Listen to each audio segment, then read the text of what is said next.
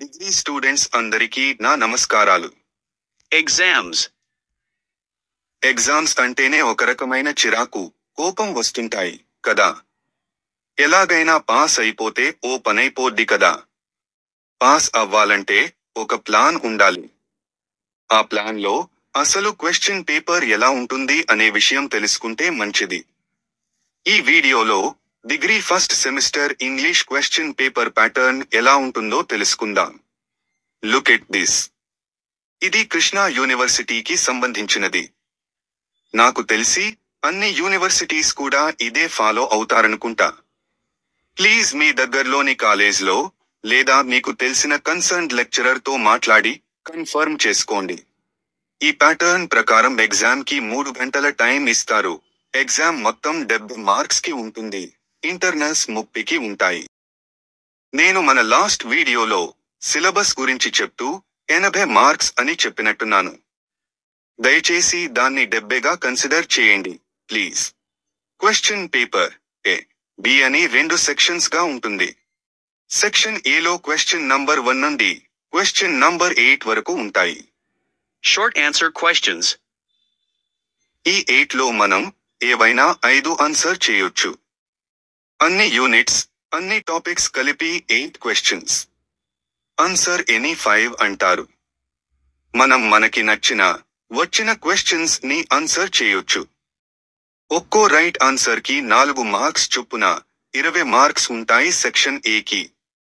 ఇంకా section below question number 9 నుండి 13 వరకు ఉంటాయి. ఇవి 5 క్వశ్చన్స్. ప్రతి దానిలో ఇంటర్నల్ చాయిస్ ఉంటుంది. అంటే ప్రతి క్వశ్చన్ లో ఏ బి అని 2 క్వశ్చన్స్ ఉంటాయి. ఆ రెండింటిలో ఒకటి ఆన్సర్ చేయాలి. ఇంకొంచెం వివరంగా చెప్పే ప్రయత్నం చేస్తాను. సెక్షన్ బిలో ముందు క్వశ్చన్ నంబర్ 9 ఉంటుంది కదా. 9A అండ్ 9Bలో ఒకటి రాయాలి. అలాగే 10A అండ్ 10Bలో ఒకటి రాయాలి. 11లో ఒకటి, 12లో ఒకటి అండ్ 13లో ఒకటి రాయాలి. అన్నింట్లోనూ ఏ బీలు ఉంటాయి.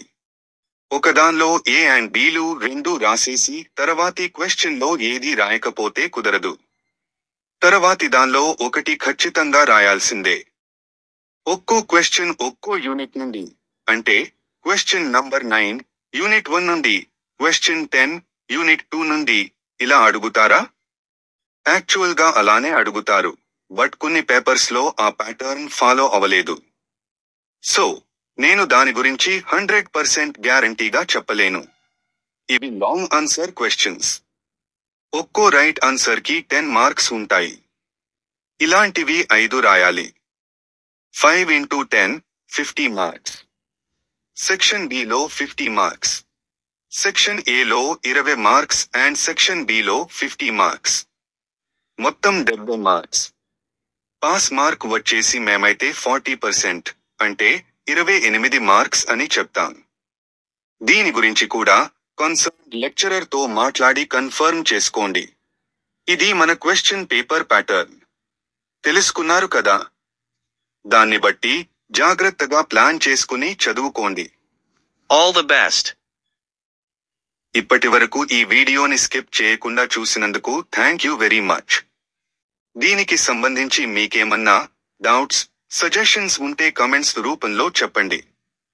వీడియో మీకు నచ్చితే లైక్ చేయండి, మరికొంతమందికి షేర్ చేయండి, వాళ్ళకి కూడా యూజ్ అవుతుంది. అండ్ మరిన్ని వీడియోస్ కోసం సబ్స్క్రైబ్ చేయండి. నెక్స్ట్ వీడియోలో ఇంకో టాపిక్ గురించి డిస్కస్ చేద్దాం. Have a nice time. All the best, and bye.